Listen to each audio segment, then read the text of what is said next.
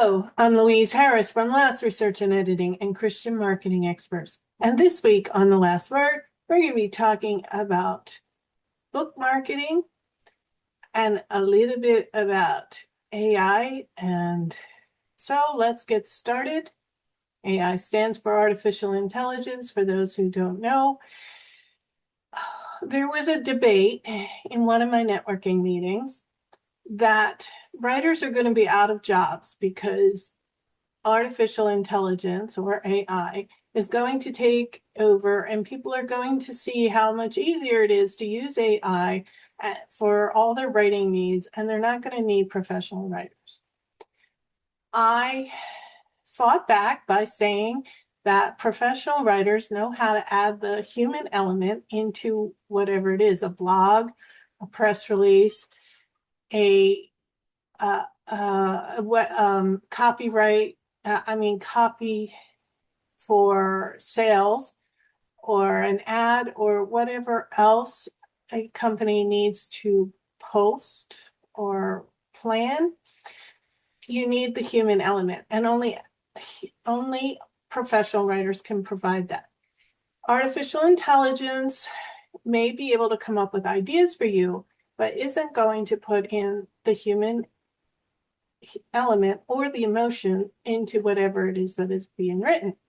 And I have proof that this is the case from a company that is doing all these experiments on how to sell a toaster using AI, and the AI have not been able to sell that toaster because the AI is promoting the features and that is factual, but the emotion isn't there, and people won't buy unless they buy from their emotions.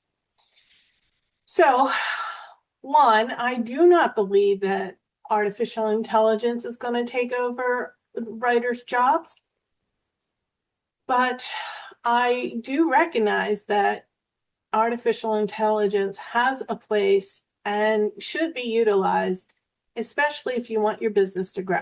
Whether you're a writer or a small business owner, you should figure out ways that you can use artificial intelligence to make it work, and be cautious about the lawsuits that are happening, and that some of the problems that are occurring that are just now, the solutions are not there yet, and people are just now realizing the problems.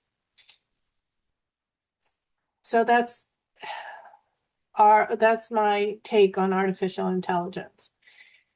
Now, to talk about book marketing, it occurs to me, a lot of people come to me and ask me to market their books for them, but they don't realize that they need to be part of that platform. They need to do something. They can't expect me to do all the work. Authors know their books the best. So you need to be available for podcast interviews. You need to know how to go and get podcast interviews. You need to know how to speak in front of a video camera. You need to be able to go out in the community,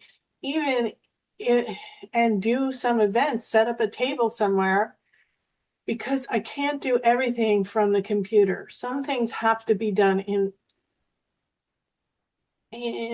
your own way, and some things have to be done in person, and some things have to be done directly from the author.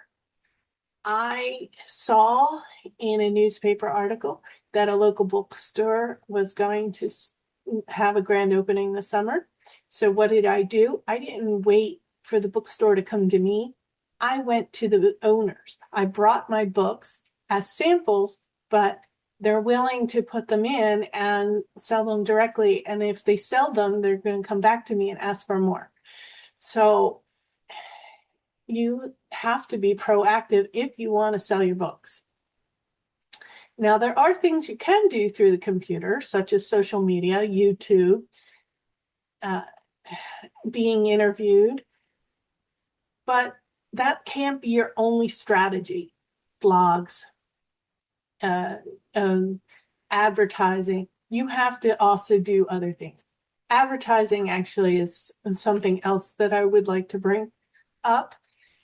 I have a client who he wanted me to set up Amazon ads, but as soon as I told him that the ads were going to have to cost him money, that the money goes directly to Amazon, not to me, he got all upset saying that I paid you all this money. It should be, I shouldn't have to pay for the ads. So now I have to come up with a way to get his Amazon ads up and running without having him pay for it.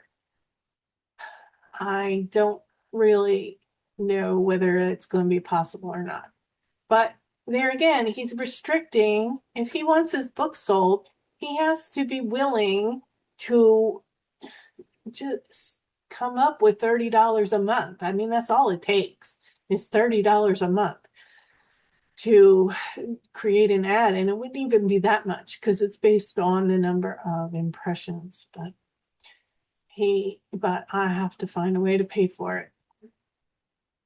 And I don't know if I can do it, but I'm going to have to try. So if you are an author and you want book marketing, you have to understand that it is a collaboration. I am not doing everything. We're going to do it together. I'm going to tell you what you can do. I will do the research for you, but I am not going to be out there at events unless you're out there at events. If I'm at an event, it's because I'm selling my own books. If you need advertising on Amazon, I'm not the one. You're paying me for the service. You're not paying me for the actual ad. And you have to be willing to do YouTube videos. You have to be willing to do podcast interviews because those are things that sell books. You also have to be a speaker at various things and promote your book. And have tables at local events or have tables at national events. It doesn't really matter. You just have to have tables at events.